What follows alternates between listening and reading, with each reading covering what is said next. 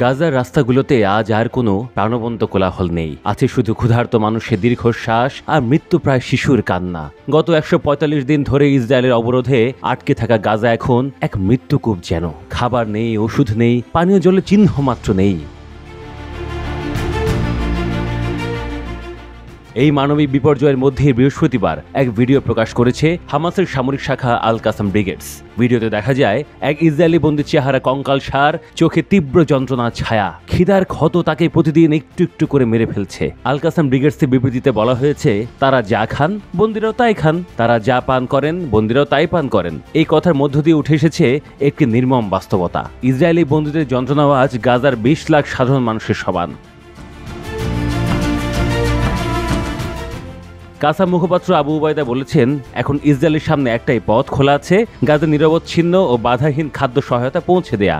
গাজার সাধারণ মানুষ খাবার পেলে তবেই ইসরায়েলি বন্দীরাও খাবার পাবে। ভিডিওতে আরো শোনা যায় ইসরায়েলি পুলিশ মন্ত্রী ইতামার বেন-গাভিরের পুরনো বক্তব্য, গাজায় যা পাঠানো উচিত তা হলো শুধু বোমা। এই একটিমাত্র উক্তি যেন স্পষ্ট করে দেয় কেন গাজা আজ মৃত্যুর উপত্যকা।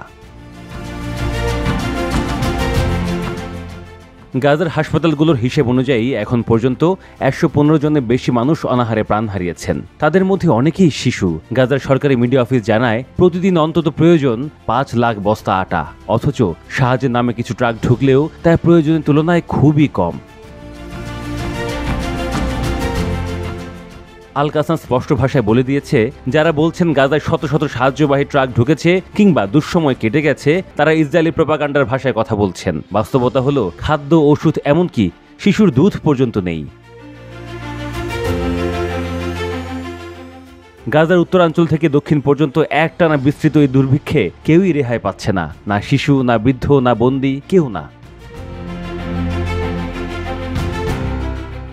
এই ভিডিওর প্রতিক্রিয়ায় ইসরায়েলি সমাজেও ক্ষোভ ছড়িয়ে গেছে। দুই বন্দী এভিয়াতার ডেভিড এবং রোম ব্রাসলাভস্কির ছবি দেখে এক বিবৃতিতে লেখা হয়, এই ছবি দেখে শ্বাস নেওয়াও কষ্টকর। জীবিত মৃত সবাইকে ফিরিয়ে আনো, যুদ্ধ শেষ করো। এইসব ঘটনার পরেও বিশ্ববাসী, বিশেষ করে পশ্চিমা দুনিয়া এখনও কার্যত নীরব। যদিও স্পেন, আর্জেন্টিনা এবং দক্ষিণ আফ্রিকার মতো কিছু দেশ গাজায় স্থায়ী ত্রাণ সরবরাহের দাবি জানাচ্ছে, তা বাস্তবে কোনো পরিবর্তন আনতে পারছে না। গাজা এখন কেবল একটি ভৌগোলিক স্থান নয়, তা এক জীবন্ত দগ্ধ চেতনার নাম, যেখানে মানবিকতার প্রতিদিন হেরে যাচ্ছে রাজনীতির কাছে।